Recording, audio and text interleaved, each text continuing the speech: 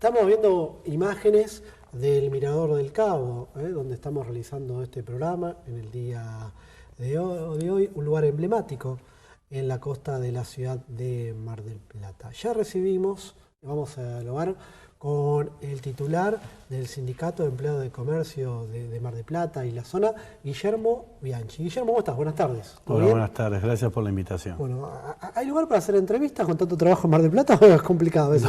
No. Y la dinámica que tiene Sí. la política y sobre todo la actualidad local, a veces los tiempos son escasos, diríamos, ¿no? Nosotros estamos ante algunas circunstancias muy particulares en empresas. Ya sabemos lo que está pasando. ¿Qué es lo que más te preocupa hoy de Mar del Plata, Guillermo? El sostenimiento del empleo. Mar del Plata tiene que tener una fuerte estrategia en sostener el empleo de acá hasta fin de año. El resultado de las PASO, todos sabemos, ha traído como consecuencia negativa. Si bien el proceso democrático siempre es positivo, la consecuencia económica de la devaluación ha impactado muy fuerte sobre los ingresos de los trabajadores. Y en un contexto de una Mar del Plata que ya viene castigada, por lo menos en el rubro comercio desde hace varios años, una Mar del Plata que tiene un índice de desocupación de hace más de una década que ostenta el primero o segundo lugar y se le incorpora el ciclo económico de baja, que es estos 2 meses en la ciudad. Nosotros tenemos un panorama complejo y todos los esfuerzos... ¿Cómo se hace para sostener esta situación?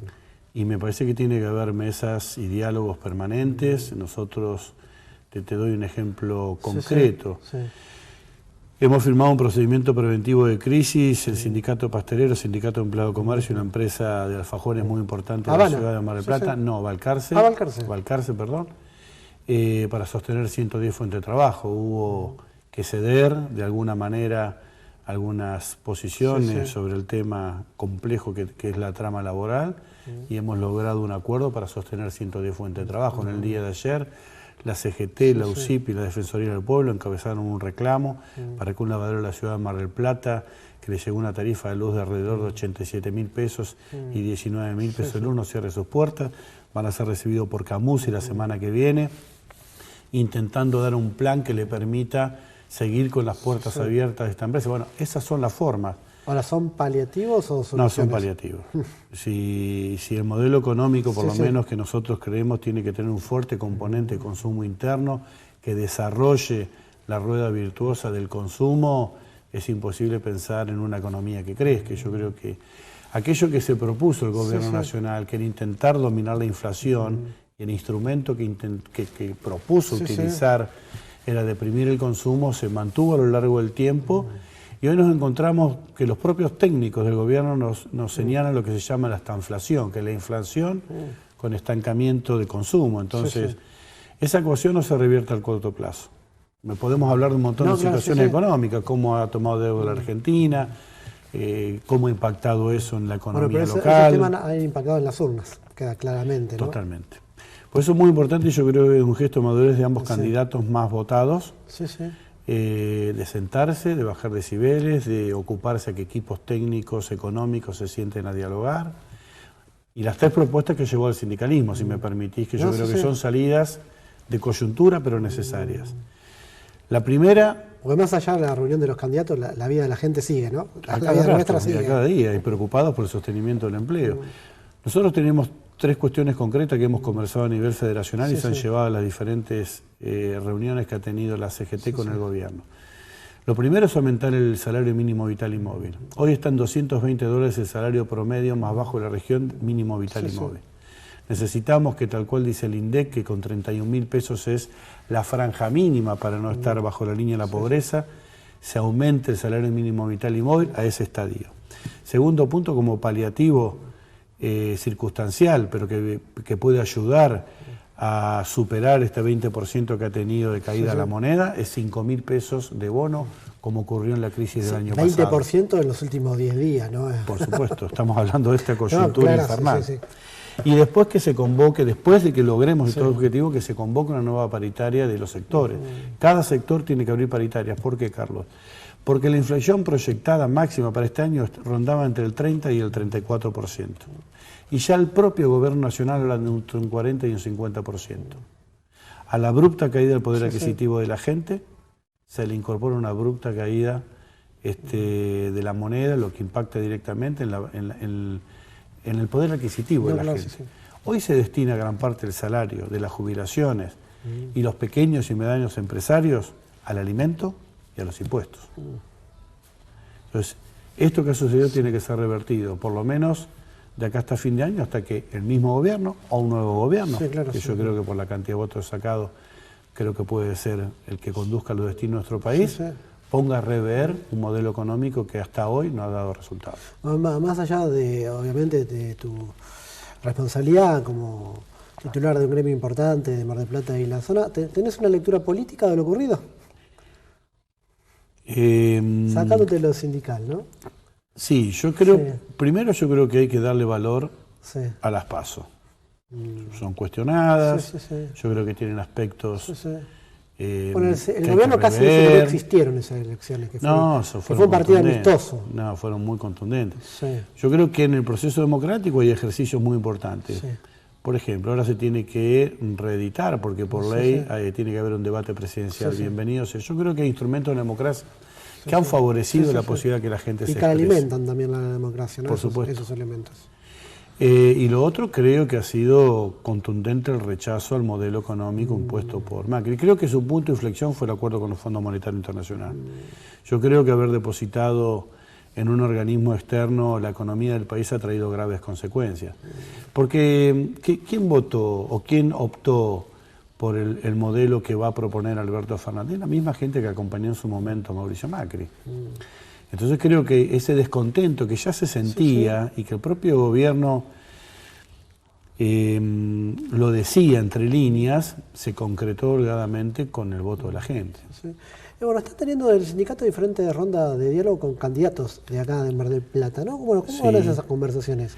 Bien, nosotros lo que le proponemos es cuáles son... ¿Se han escuchado a todos? ¿Alguno que no ha ido todavía? ¿Que le gustaría escuchar a ustedes la propuesta? Sí, faltan varios candidatos que tienen que ir. Son 6, de los 6, ¿quién no fue? Sí, ha pasado Bonifati. De Consenso Federal, del partido de Consenso Federal.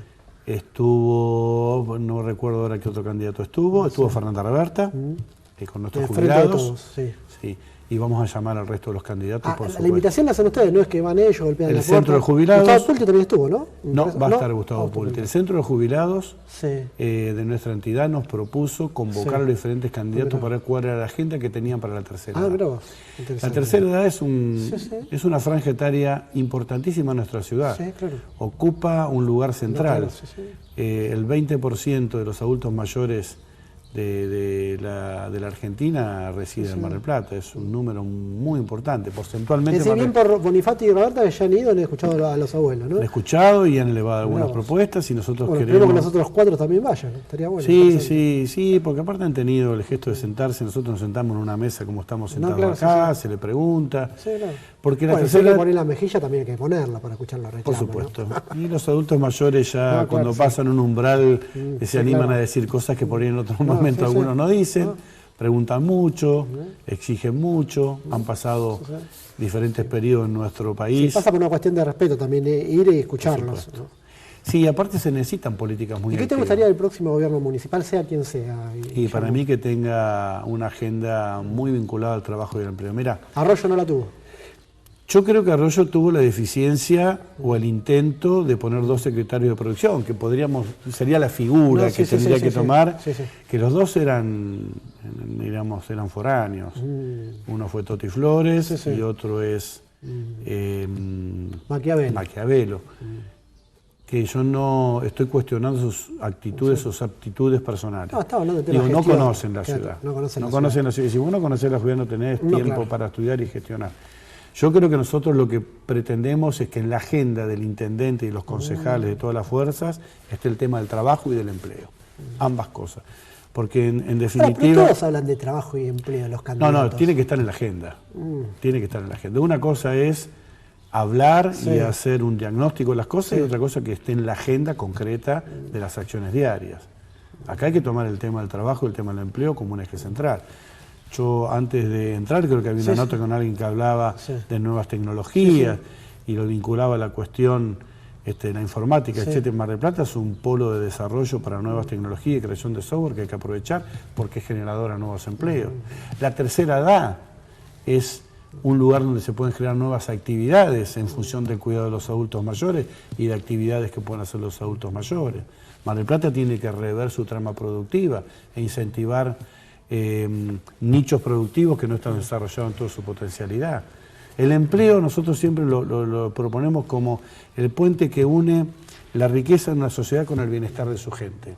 Ese puente hoy está roto y ese que nosotros proponemos que el Ejecutivo futuro lo tome y lo pueda recomponer. Guillermo, gracias por venir. A ustedes, muy amables. Nos estamos despidiendo hasta la próxima semana.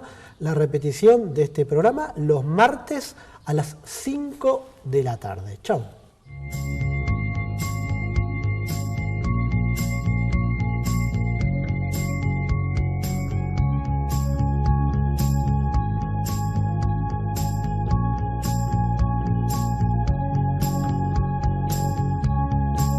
See the storm set in your eyes, see the thorn twist in your side.